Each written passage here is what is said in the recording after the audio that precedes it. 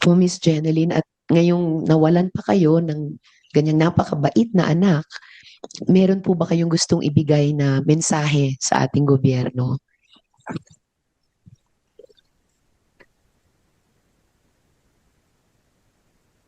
Yung gusto ko lang sabihin na kung pwede, pababaan yung edad na pwedeng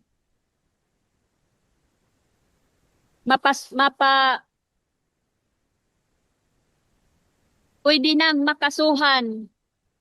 Kasi sabi niya nung yung nakabaril sa anak ko, wala daw crime liability. So paano yan? Isa sa, ano lang yan, sa bahay pag-asa? Pwede naman siguro. I agree. Yung sinabi ni Tolfo,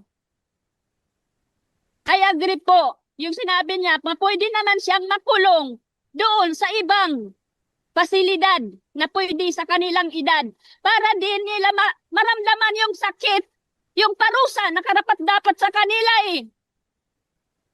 Disiplinahin din sila. Kaya nga yung bata, pag makakasala, di ba? Pag bata yung makakasala, di ba, may ano, disiplinahin, turuan ng maayos, turuan ng tama.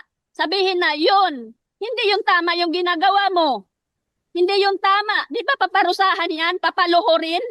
Papaluon ng senturon? Di ba? Eh yung bata na yan, nakamatay yan eh. Nakamatay yan. Nakamatay yan ang tao. So ano? Ibababahay pag-asa lang yun? Ha? So dapat may pasilidad ginata. Nakarapat dapat sa kanila. Maramdaman din nila yung sakit.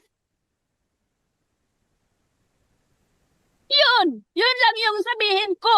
I agree with Tolfo. He said while ago na dapat mayroong pasilidad na karapat dapat sa kanila, hindi lang yung bahay pag-asa na yan. Yun lang.